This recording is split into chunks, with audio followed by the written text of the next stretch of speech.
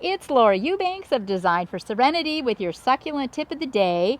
And I am in beautiful Oceanside, California at Gary and Joni's. They are just a block away from the beach. And we are going to be creating magic here very, very soon. So Greg and I wanted to stop in today. This isn't a consultation, but just an opportunity to kind of review the property before we go and buy plants and get the rocks and whatnot. So this is a rare opportunity for me to take you along and show you more of what a property looks like before we're already neck deep in it. They've been in the home for 16 or 17 years, and when these homes went in, the builder came in and planted the crap out of them. Greg can kind of pan around and show you, some of the neighboring properties where they've got giant birds of paradise, and they've got bougainvilleas and giant palm trees and ficus repens everywhere. They've got sago palms and plum trees. And I mean, it's just giant hibiscus. It's just overwhelming. This is a fooler. This area looks small. It is just a series of flower beds, but it's really quite expansive. There will be a lot of plants. This is going to be a tapestry of low profile succulents. We will be installing star jasmine across this fence line. They used to have it. It died because their other plants choked it out. We're going to start with small 1 gallons and allow them to grow and eventually spill over the fence so that they can have some fragrant privacy. You want to come on up, Greg? There are an inordinate amount of sprinkler heads too that Greg is going to cap, and we are of course going to do our subterranean drip. I'm going to replace these 2 tragic pots with 2 new beautifully planted pots. This area here, look at that. I mean, it's just mind-boggling. This whole bed right here is just thatch. So we are going to be raising the drain a few inches and putting a mound in the middle and planting up, because I am not going to be able to dig in there. So if you have a similar situation, just remember not to run your soil against foundations. You don't want to get that foundation wet and have it start to crack and mold. So this will be pretty intricate in terms of what we have to do, but do it we will. There's lots of nooks and crannies in this landscape. You can see all of the sprinkler heads everywhere. Joni doesn't want any cactus in this garden, and I understand that because the beds are small. They also have grandchildren. This isn't really the right kind of environment for cactus, so you won't be seeing any of those in this installation. The neighbor is planning on doing some landscaping too, and she has given us permission to throw away this plastic edging. So I'll be doing something probably with rubble here to divide the properties, likely be going with a 3/8 inch rock. I always take a look at the house. What are the paint colors? And then I try to choose rock that is complementary. So you can see that here we have, very golden yellow undertones with the paint and the trim. So I will likely, I will do my very best to go with top dressing rock that are going to complement. We also can take a look at the stonework on the pillars, and this will give us also some color choices to pull from.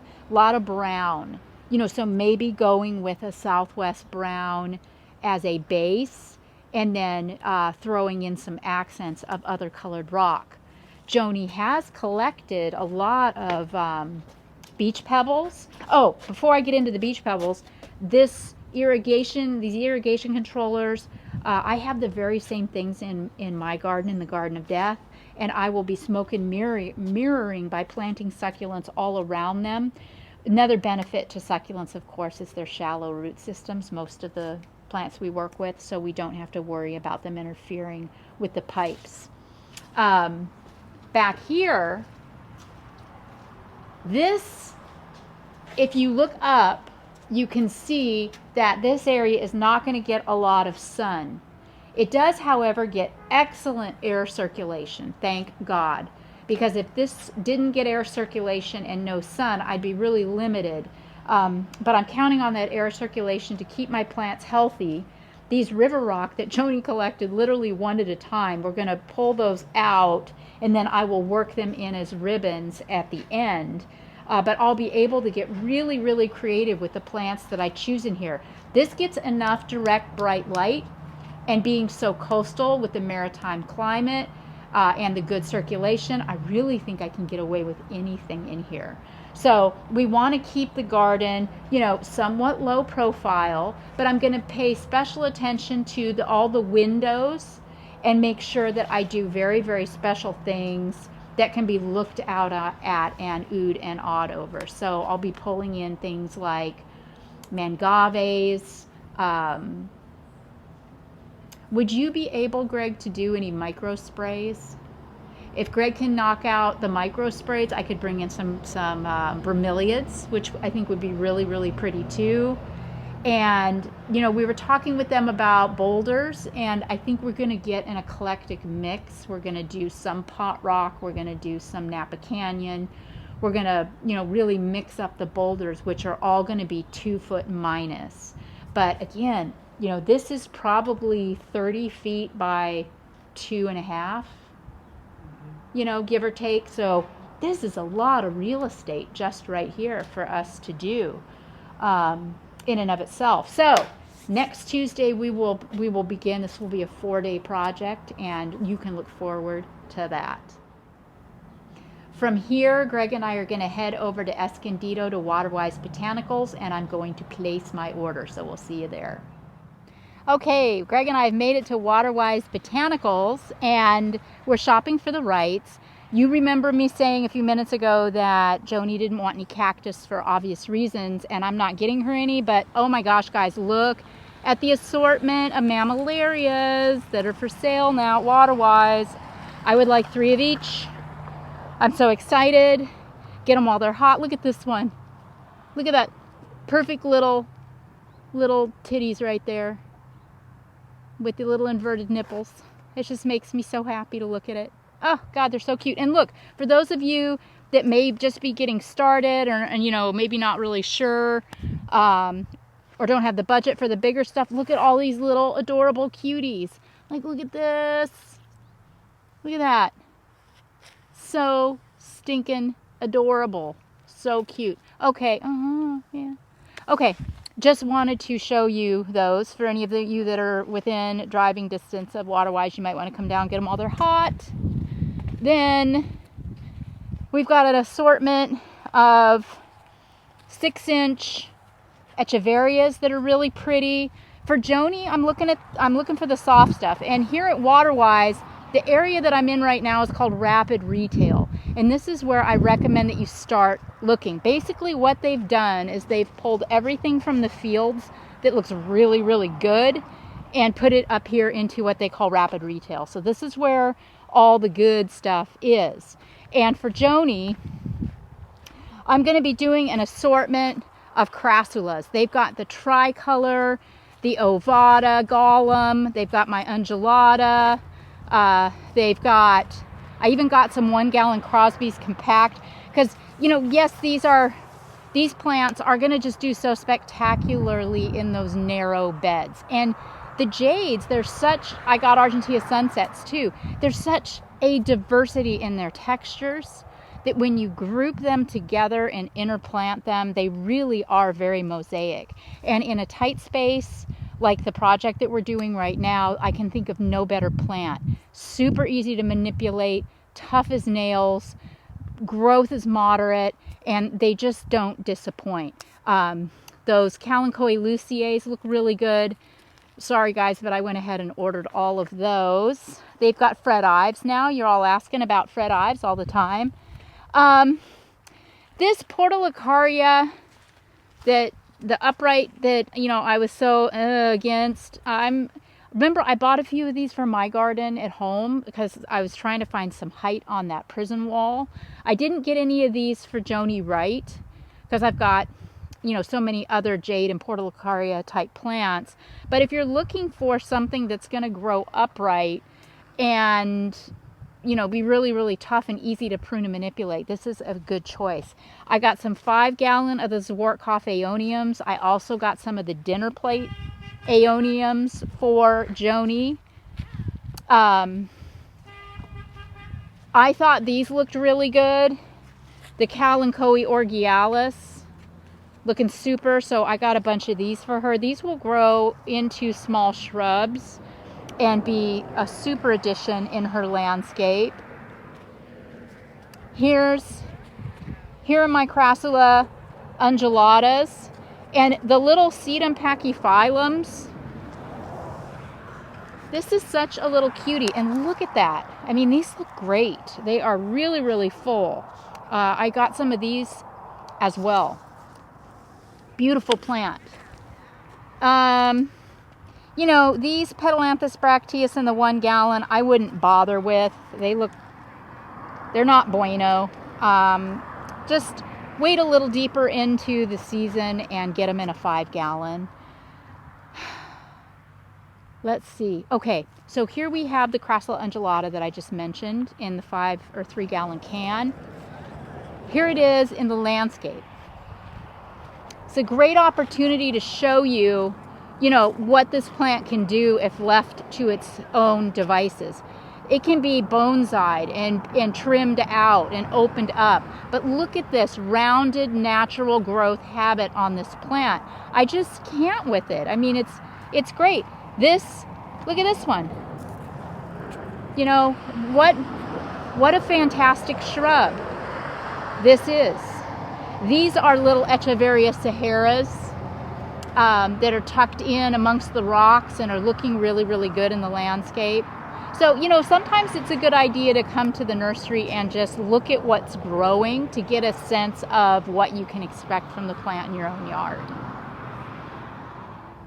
This is the fabled palette planter that I'm always posting pictures of on my Instagram story. Here it is. This is such a great idea. If you want to come around to the back, Greg, you can see what they've done. All they've done is just stapled some weed barrier cloth with a staple gun around the back of it. It looks like they stained it too, the wood. But this is planted out with soil. You know, I like to do moss because it's a lot more lightweight. But what a great idea for a planter. Here's some more of the crassulas that are kind of naturalized in the landscape. Look at these echeverias. My gosh, look at that thing. Look at those credunculations. So ball-sacky. This is called the hoop house, and this is where some of the more, you know, somewhat delicate plants are, but not always delicate. Sometimes they just put them in here for aesthetic purposes, like these aeoniums. I got some of these salad bowls for Joni, and I got some Zwartkoff. This is Bicarnia recurvata. That's Aloeferox. These will thrive in full sun pretty much anywhere that doesn't freeze. So, you know, these don't need to be in the shade. Oh, let's see. We have the assortment of bromeliads. We talked about this earlier in the video. I ordered 24 assorted and 12 of the little 6-inch. And Greg is going to set these up on micro sprays because these plants like to be watered in their little cups.